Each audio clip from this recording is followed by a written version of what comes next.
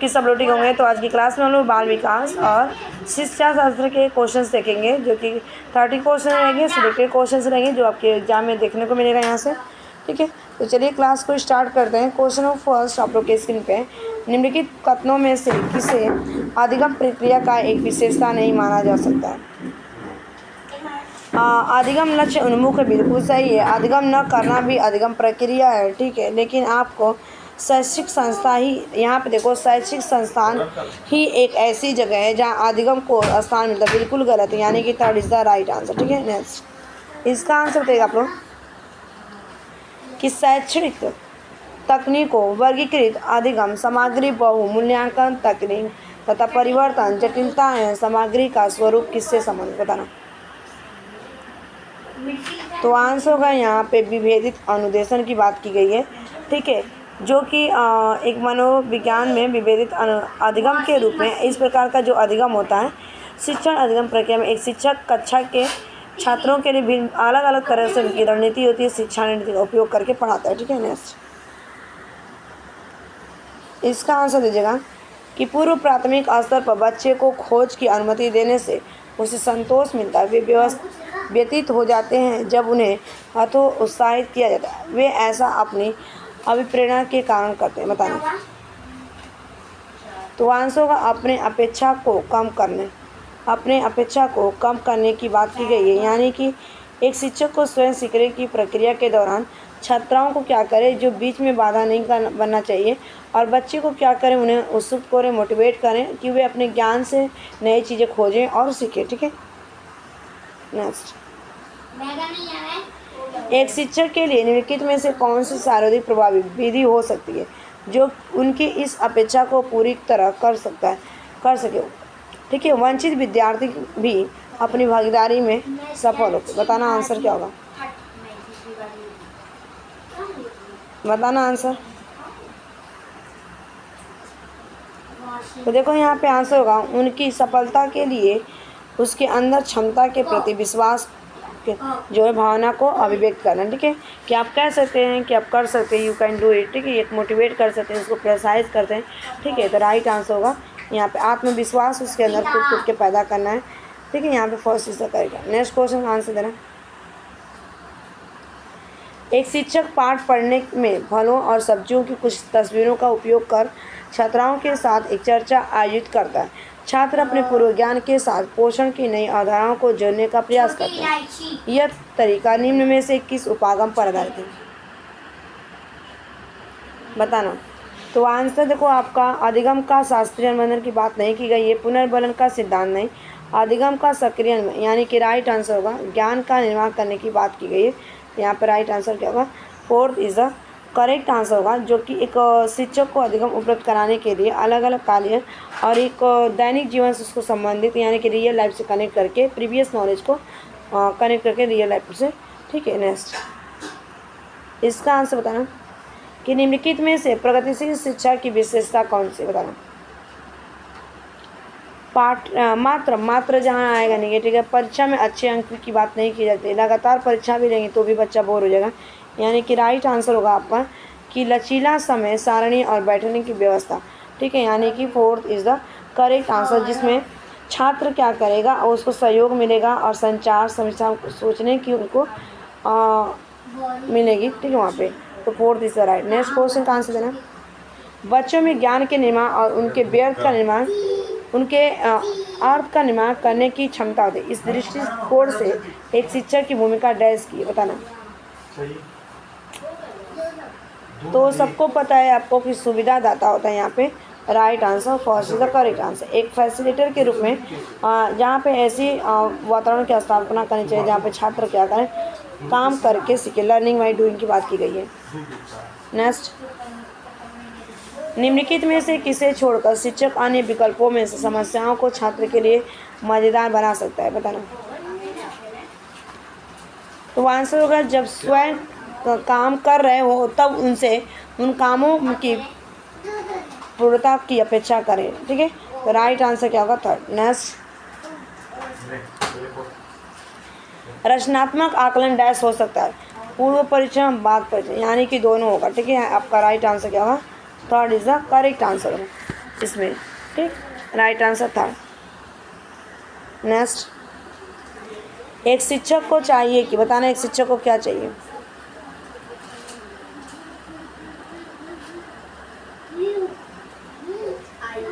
तो आंसर होगा छात्राओं की गलतियों को उस समय न सुधारे जिस समय वे अपने विचारों को समावेशित संप्रेषित कर रहे हैं, ठीक है, उनको बाद में बताएं, यानी कि राइट आंसर थर्ड। नेक्स्ट, इसका आंसर बताना कि निम्नलिखित में से कौन सा निरीक्षण हार्वर्ड गार्डनर बहुबुद्धि सिद्धांत का समर्थन करता है।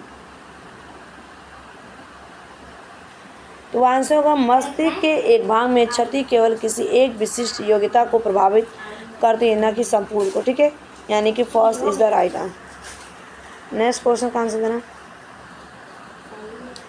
योग्यता या योग्यता समूहीकरण के परिप्रेक्ष्य में निम्नलिखित में से कौन सा कथन सत्य है। तो आंसर होगा विभिन्न योग्यता वाले समूहों को ग्रहण करने के लिए अध्यापकों को बहुस्तरीय शिक्षण को अपनाना चाहिए। Fourth is the right answer. Next, निम्नलिखित में से कौन सा कथन सत्य है। तो आंसर होगा इसका यहाँ पे रचनात्मक आकलन कभी कभी संकल्पात्मक हो सकता है एवं इसी प्रकार विपरीत भी हो सकता है, ठीक है, यानी कि राइट आंसर फर्स्ट। इसका आंसर दीजिएगा आप लोग।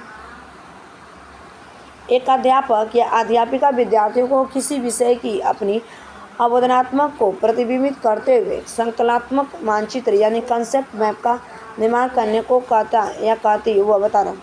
इसका आंसर 4 ऑप्शन दिए गए हैं।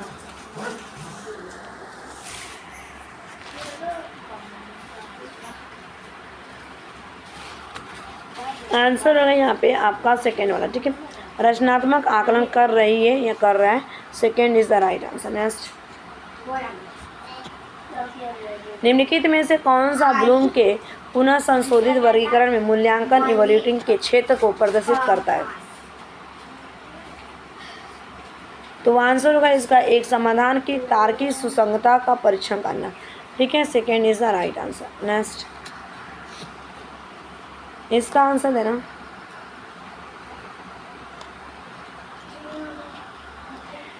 कि निम्न उदाहरण में से कौन सा उदाहरण बच्चे के विकास के संवेदी पेशी या जन्म के 1 महीने तक प्रथम उप अवस्था को दर्शाता। ये आपके जीन पियाजे ने 4 अवस्था की बात की थी और संवेदी पेशी में आपकी 6 अवस्थाएं आती हैं। कितनी? 6 अवस्थाएं आती हैं और इसका जन्म से लेकर यहाँ पे 2 वर्ष की अवस्था मानी जाती है, ठीक। तो इसमें राइट आंसर होगा एक शिशु के हाथ में एक वस्तु पकड़कर उसकी पकड़ पर सजगता का कारण बनता है। Fourth is the right answer, ठीक। नेक्स्ट,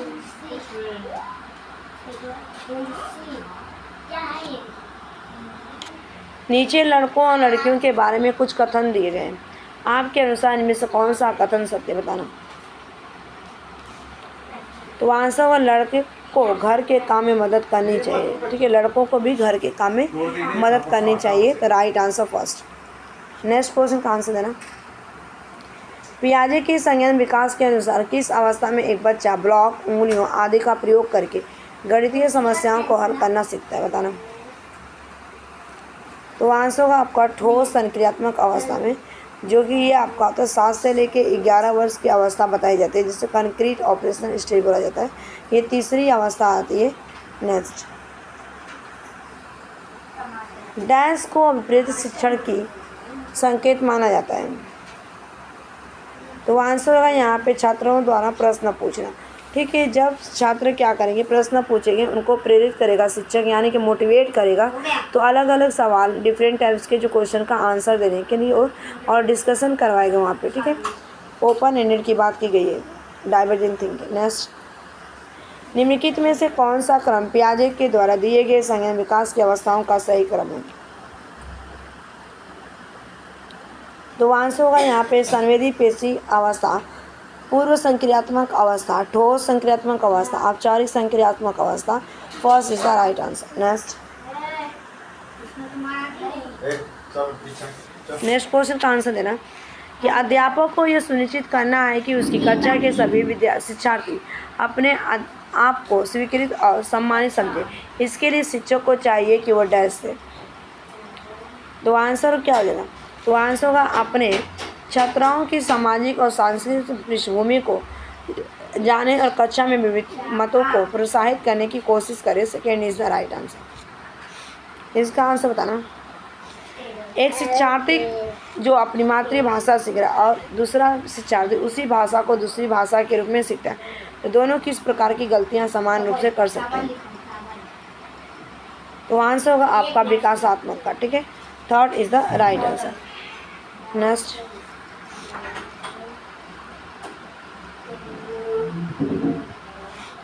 इसका आंसर बताना। भाषा विकास के समर्थन करने के लिए निम्न में से कौन सा तरीका गलत है? तो आंसर होगा उनकी अपनी मातृभाषा के प्रयोग को अमान्य करना, यानी कि न मानना, यही आपका गलत है। Second is the right answer. ठीक है, नेक्स्ट, एक अध्यापिका ने एक कमेटी के प्रधान को सभापति के स्थान पर सभाध्यक्ष कहकर संबोधित किया।